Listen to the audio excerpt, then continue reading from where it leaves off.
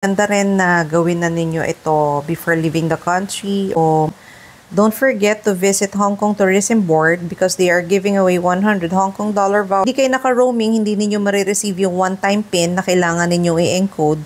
The stop button. Otherwise, lalagpas sila. Hindi. Hi guys! Travel requirements tayo today for Hong Kong this 2023. So the usual thing that we need is first of course our flight. So yung booking nyo, if your flight is near, I think mga 24 hours.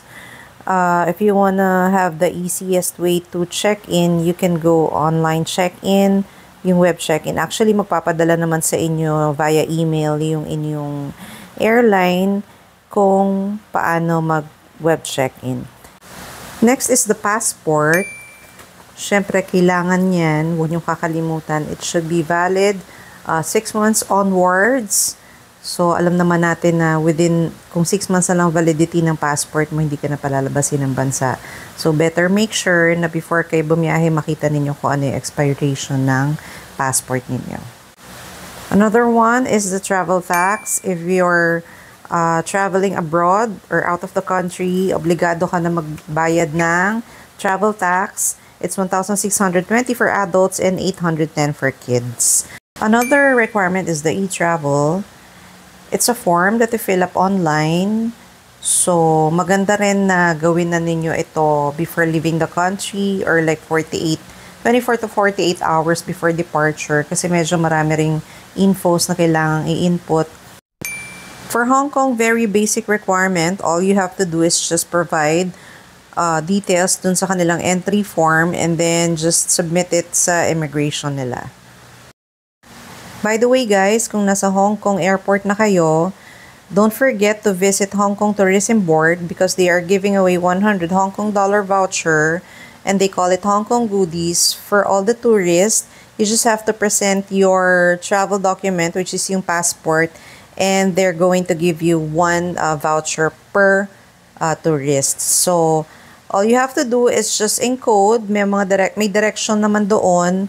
Be prepared lang kasi ang tinatanggap lang nila for the one-time PIN is non-Hong Kong mobile number and WhatsApp. So, kung hindi kayo naka-roaming, hindi ninyo marireceive yung one-time PIN na kailangan ninyo i-encode para makapag-register kayo. Kaya you have to have your WhatsApp app. Okay guys, kung nasa Hong Kong airport na kayo, there are 2 ways to travel. Sa inyong hotel or sa B&B or kung saan man kayo tutuloy. The first one is the Airport Express. It's a train na babayaran ninyo ng around mga 100 Hong Kong dollar to 105.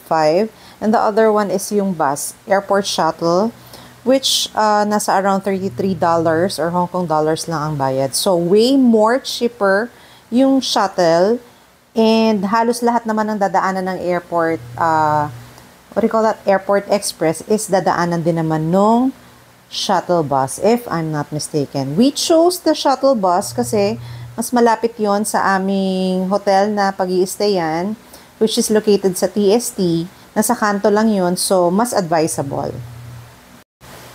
Doon sa Hong Kong Tourism Board, sasabihin nila sa inyo kung anong shuttle number kung magte-take kayo ng shuttle bus ang intended para dun sa hotel ninyo. Tutulungan nila kayo kung anong number ng stops and kung anong number ng bus ang kailangan nyo sakyan. Okay, tip lang, if you're taking the shuttle bus, please make sure na kung yung next bus stop na yung bababaan ninyo, you have to press the stop button. Otherwise, lalagpas sila. Hindi siya katulad ng Korea and Japan na kada bus stop hihintuan nila, hindi. So, kailangan yung pindutin yung stop button. Otherwise, lalagpas kayo sa designated na station ninyo. Which happened to us. So, next bus stop na kami bumaba kasi nga nagulat kami na hindi sila humihinto. Ayun. And that's it. Thank you for watching this video and I hope na makatulong ito sa inyo sa pagplano ninyo papuntang Hong Kong this year or the coming years.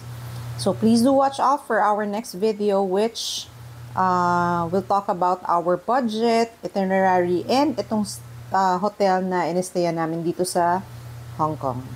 Bye guys, and please don't forget to like and subscribe to our channel, plus hit the notification bell for more updates. Bye!